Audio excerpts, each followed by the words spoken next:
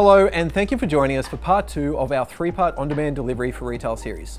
In episode 1, we took a look at why on-demand delivery and ship from store is not an option, but rather a necessity for retailers today. However, for many of our customers, it's not a question of why I need to offer on-demand delivery, rather, how do I offer it? So good news. In today's episode, we'll be discussing exactly that and taking a look at what to consider when introducing and getting started with on-demand delivery. Needless to say, I am once again delighted to be joined here at Shippit HQ by our Head of Product, Jordan Shamir, and Head of Uber Direct for ANZ, Ben Goodger. Jordan and Ben, hello and welcome back. Thanks for having us. Great to be here again, Jay. Jordan, let's start with the businesses most suitable for on-demand delivery. Is there a particular type of business profile that is most fitting to benefit? Absolutely, Jay. Certainly businesses with a store network. The goal is to get the order dispatched from as close to proximity as possible to the end customer.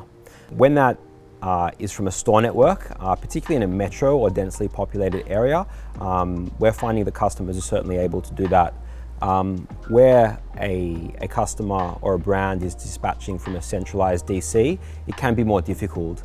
The other thing I'd say is businesses that intelligently manage their inventory and can dynamically allocate are obviously in an advantageous position in terms of sending products through their bricks and mortar network on demand to end customers.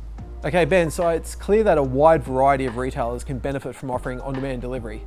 But beyond just the business type, what should a retailer consider functionally in terms of geography and the goods they're shipping?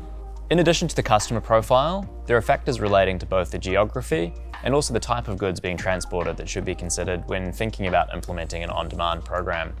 When it comes to the geography, what we find is the most important factor is, as Jordan's mentioned, the proximity from your store to your customers. With Uber Direct, you're tapping into the network of delivery people that power the Uber Eats platform, servicing millions of deliveries across Australia every week. So there is really a lot of flexibility for retailers and what they can deliver. Okay, let's now take a look at the operational side. Indeed, the very essence of on-demand delivery means that things happen quickly. Jordan, how do retailers accommodate this, particularly when preparing their orders? It's a good question. It's certainly a different dynamic from standard or express delivery. I think it comes down to a few things. Number one, staff training. As I mentioned in the first episode, staff now have to accommodate two different roles. The role of the in-store sales team, serving customers as they walk in store, as well as looking at orders coming in online and facilitating drivers as they come in.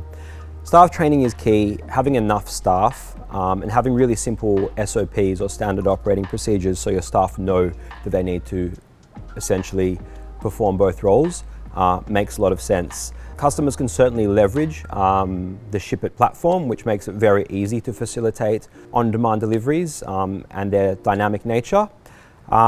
We do allow for a custom variable on our platform, which can essentially give stores prep time, whether they need 5 minutes or 15 minutes before that on-demand delivery is called and facilitated. But like all things in life, practice makes perfect.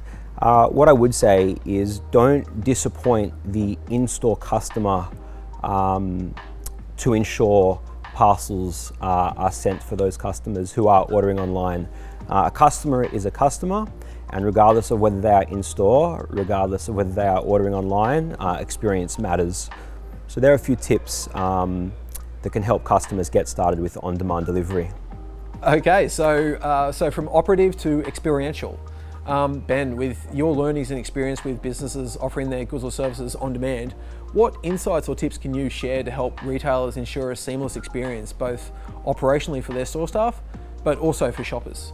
What is really important in providing an excellent customer experience with on-demand delivery is setting consumer expectations up front about how long a delivery is going to take. Through the on-demand API, through Shippit and Uber, we're able to provide real-time delivery estimates for both the time and cost of a particular delivery. This expectation being set with the customer from the point of checkout leads to a better outcome and better experience for that customer. What we also do is, throughout the order, provide real-time tracking to the customer through a range of different options, either via SMS or an embedded web view.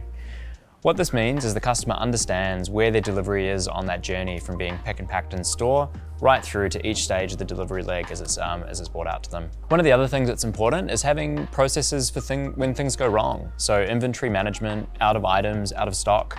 These are things that happen, and because of the compressed timeline with on-demand delivery, there needs to be a real-time way to respond to these issues as they happen. So building those standard operating procedures, having the support team available to handle those issues is really important for that customer success.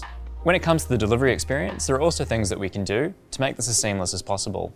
They also have a range of information available in-app about that particular order that they're picking up, like the order ID or item name, and this allows them to make sure that the right package is picked up and delivered to the right consumer.